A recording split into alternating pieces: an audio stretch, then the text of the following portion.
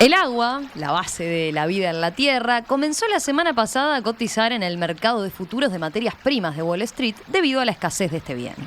Desde ahora, el precio del agua fluctuará como lo hace el del petróleo, el oro o el trigo.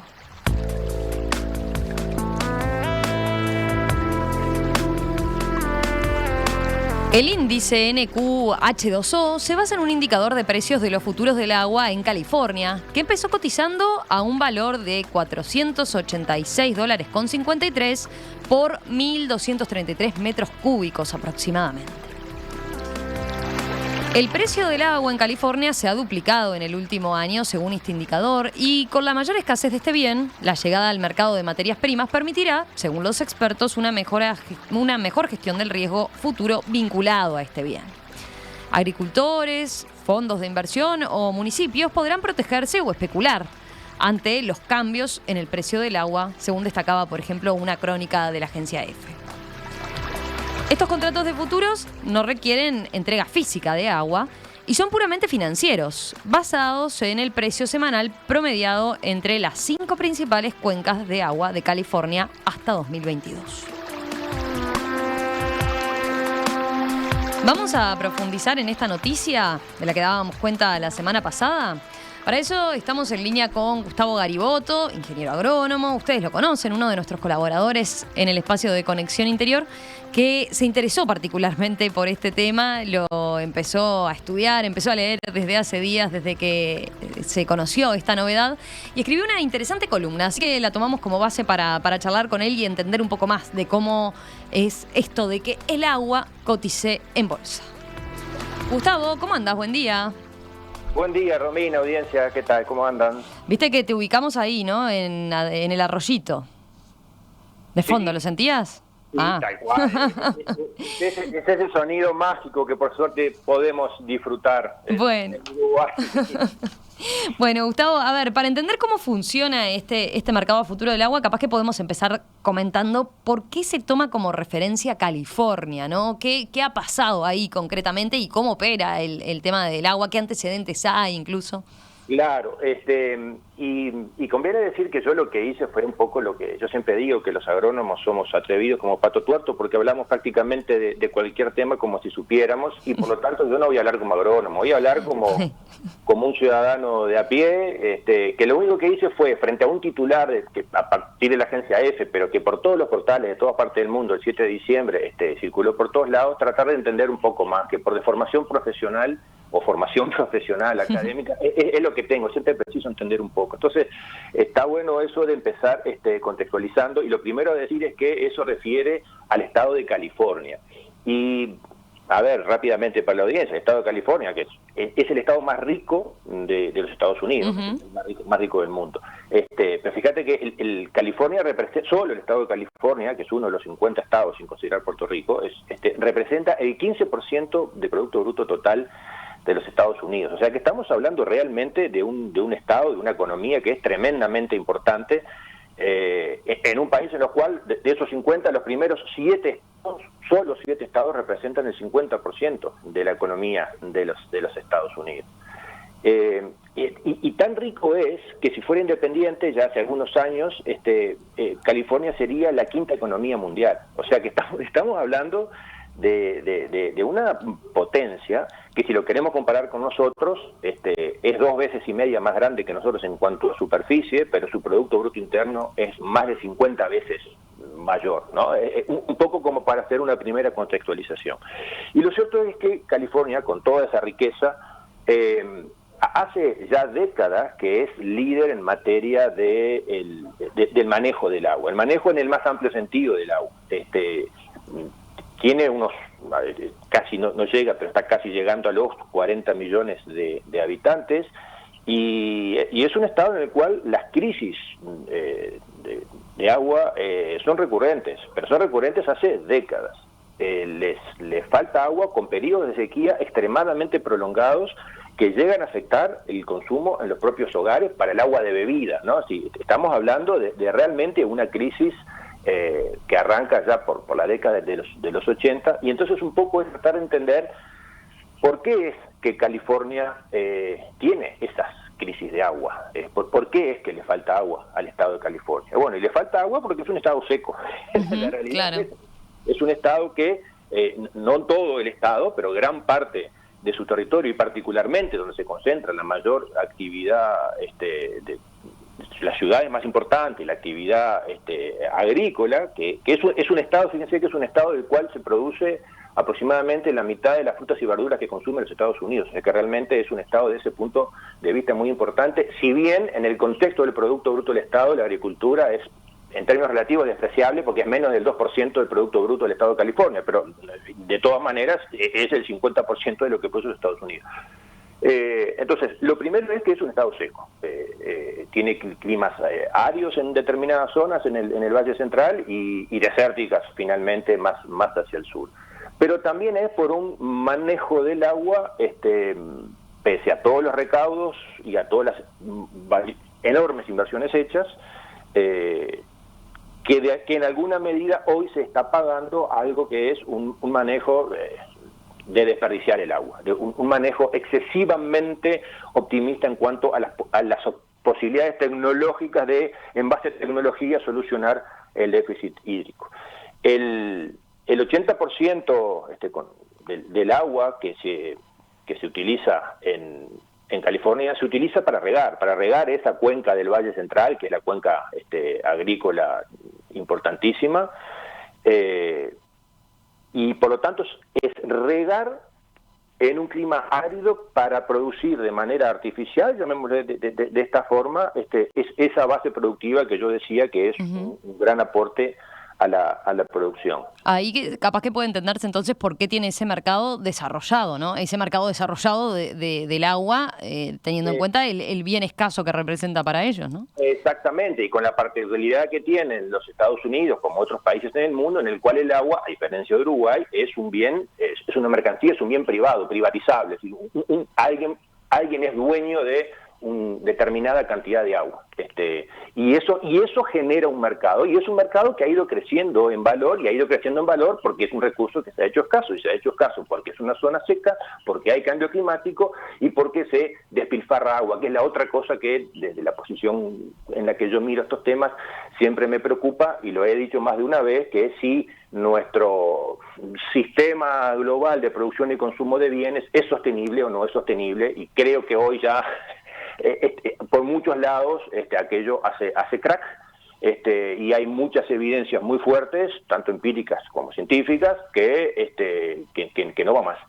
Y bueno, pero lo cierto es que a lo largo de estos años el mercado ese de compraventa de agua, de esa agua que se utiliza, como decía, básicamente para el riego, además de otros usos. Son como derechos de usos, ¿no? Son derechos de uso, exactamente. Forma parte de un mercado de agua, y bueno, y ese mercado de agua generó en los últimos 5 años, 7 años, 10 años, varios miles de millones de dólares sumados de esa compraventa, porque cuando hay escasez en las ciudades es necesario dejar de regar para que el agua que se iba a destinar a riego vaya a las ciudades, para que los habitantes puedan tener agua en las ciudades. Yo te iba a decir eso, me pareció interesante en tu columna cómo manejas esos ejemplos, ¿no? Capaz que está bueno mencionarlos para que nos hagamos una idea más bajada a tierra de cómo opera ese mercado de agua, ¿no? En épocas de escasez, decías, entonces, lo que va para riego no corre. En épocas de escasez lo que se hace, esto está muy regulado por una oficina estatal del estado de California, que es la que regula eso, y en definitiva, bueno, si en Los Ángeles falta agua, y falta agua para los usos esenciales, elementales que todos los seres humanos precisamos, bueno, por lo tanto, entonces se le habilita a esos particulares a destinar ese uso, esa agua, esas cuotas de agua, esos derechos a agua, que como tú bien decís, es lo que se negocia para ser utilizados en las ciudades. Y por lo tanto, a ese productor que ve resentida su producción porque o no riega o tiene que regar menos de lo que precisa, es necesario compensarlo, y compensarlo económicamente de esa pérdida económica que tuvo. Que repito, en un estado que es el estado más rico del país más rico del mundo, bueno, eso puede tener cierta lógica y puede tener cierto sentido. Yo no quiero entrar en eso, porque pretendo dar datos de información que recogí y no opinión mía, que no vale nada. Claro.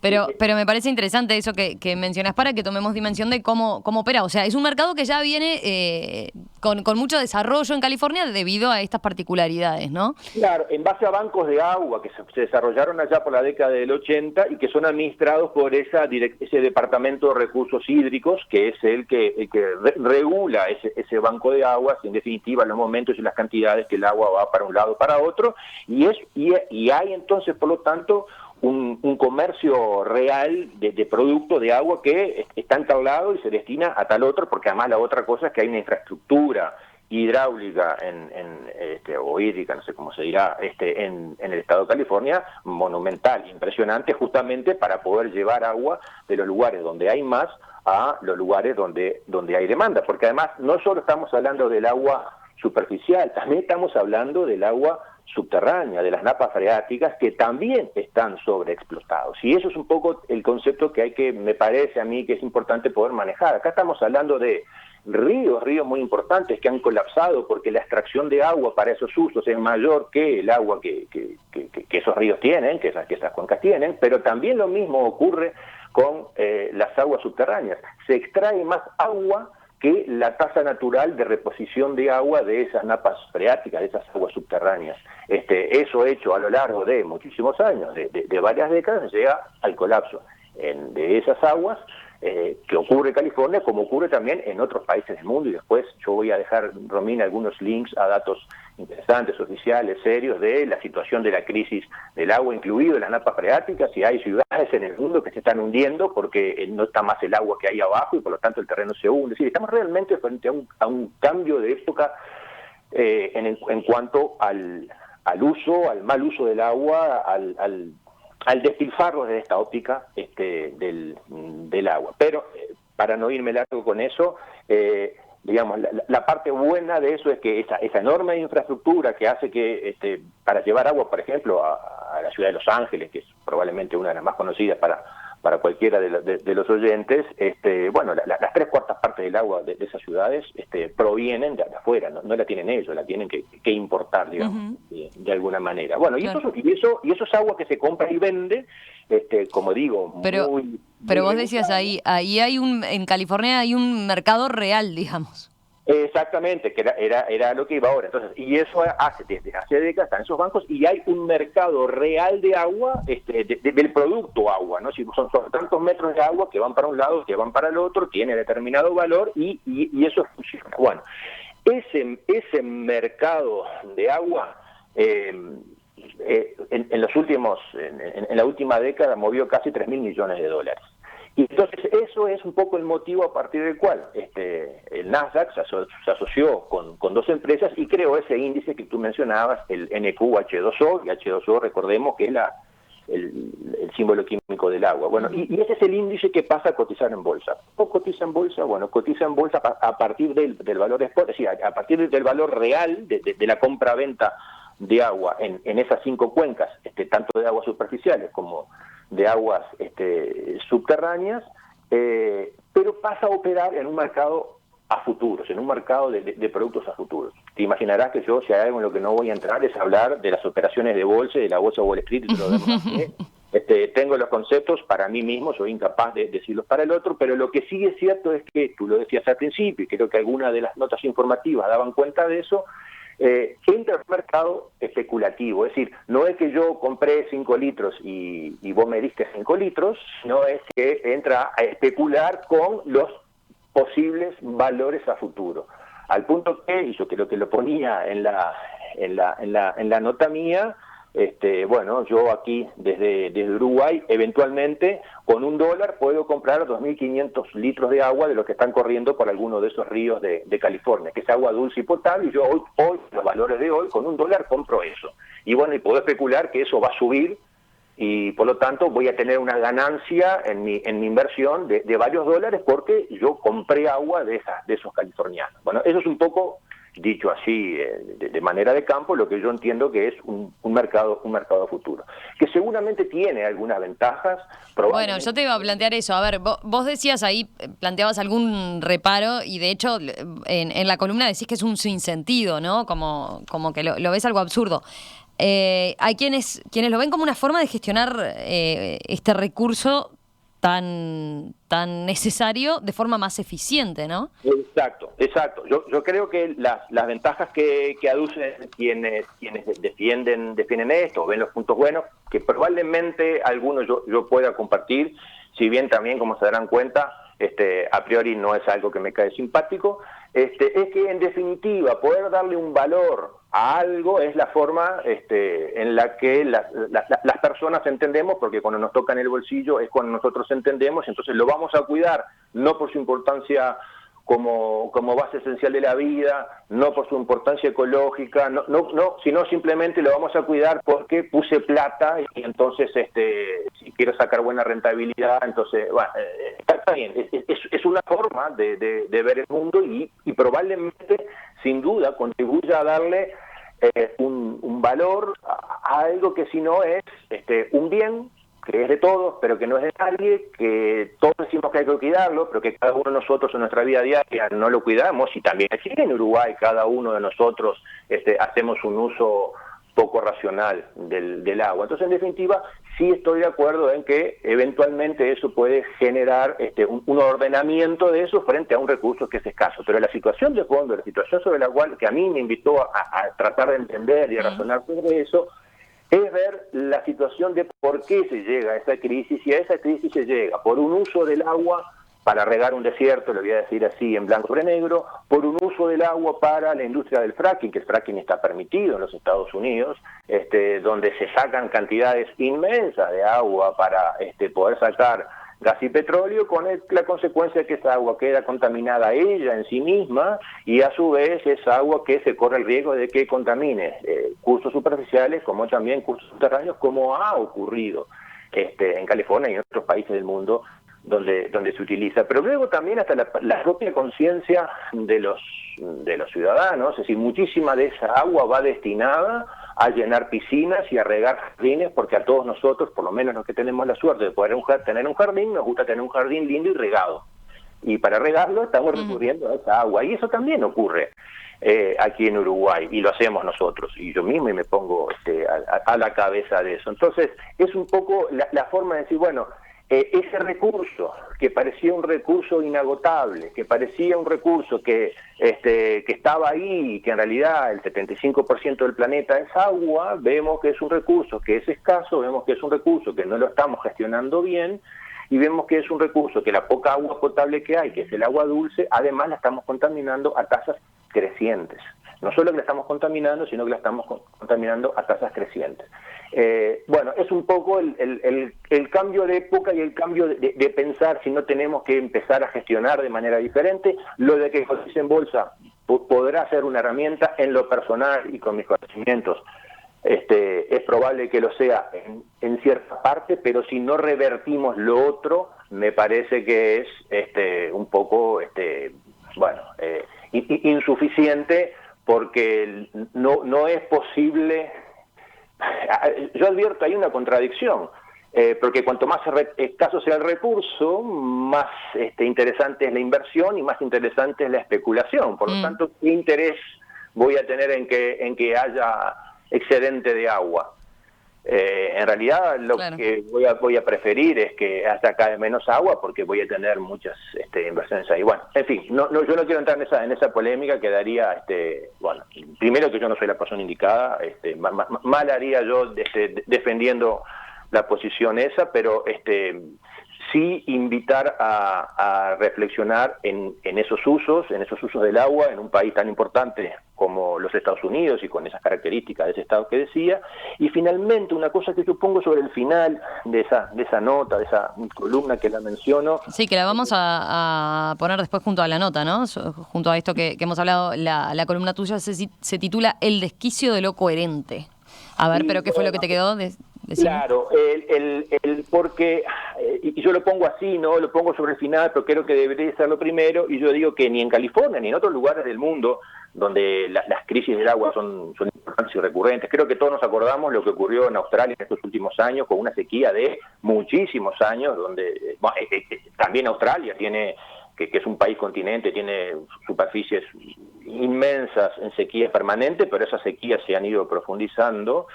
Y es un concepto que es el que se denomina de caudal ecológico, y eso me gustaría poderlo decir, porque es un poco la mirada que yo tengo desde el lugar que lo pienso, que no me interesa mucho la cosa del día de mañana, así, sino tratar un poco de mirar hacia adelante. Bueno, ¿y qué es el caudal ecológico? El caudal ecológico es el nivel mínimo de agua necesario que deben de tener los cursos de agua para que ese ecosistema fluvial, que incluye a la fauna y a los vegetales, sea funcional, para que funcione. Es decir, un río por el cual no corre agua no es un río funcional, no es un ecosistema.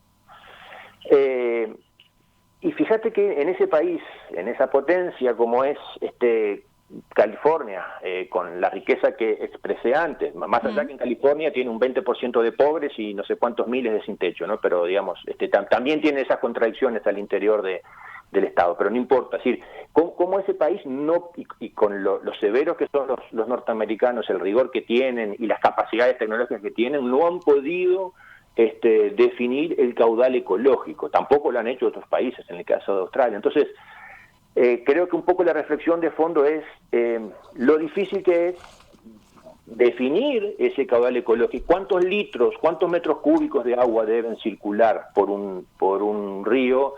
¿Cómo se legisla eso y cómo se hace cumplir esos niveles cuando además están mediados por las precipitaciones, no solo por lo que le sacamos a los ríos, sino por las precipitaciones? Entonces, ¿cómo hacemos para socialmente ponernos de acuerdo cuál es el uso racional que podemos hacer de un río, asegurando ese caudal ecológico que permita el normal funcionamiento de ese ecosistema fluvial? Cuando por otro lado tenemos intereses genuinos o no, espurios o no, cada uno sacará su idea, su definición, que están presionando para que esa agua sea retirada cada vez con más intensidad, en mayor volumen y todo lo demás. Creo que por ese lado, hasta ahí es lo que yo puedo compartir como idea, que es lo único que yo puedo hacer, para dar elementos de juicio, simplemente para invitar a buscar Buenísimo. datos de informaciones que hay. No, y creo que vino bárbaro esta charla porque nos permitió entender eso, de dónde viene la cosa, ¿no? Y conocer, acá estamos permanentemente hablando de la sequía. Hace poco Emiliano hacía una nota, ¿no?, con el presidente de OCE hablando de los problemas que podemos tener en cuanto al abastecimiento de agua.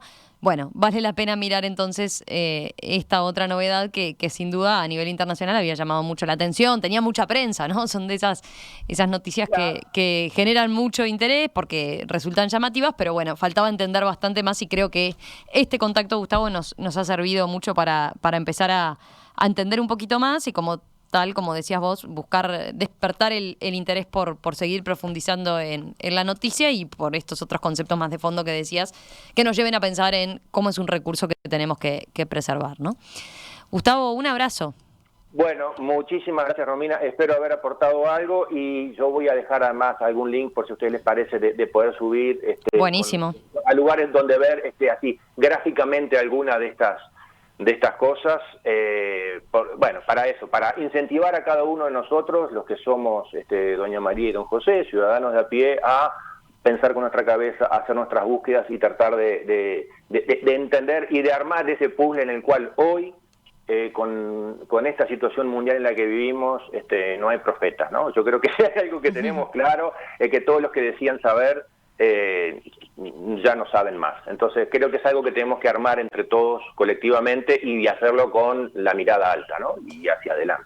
Gracias, Gustavo, un abrazo. Nos reencontramos el lunes seguramente. Nos encontramos el lunes, sí, sin duda. Chau, chau. Gracias, chau, chau.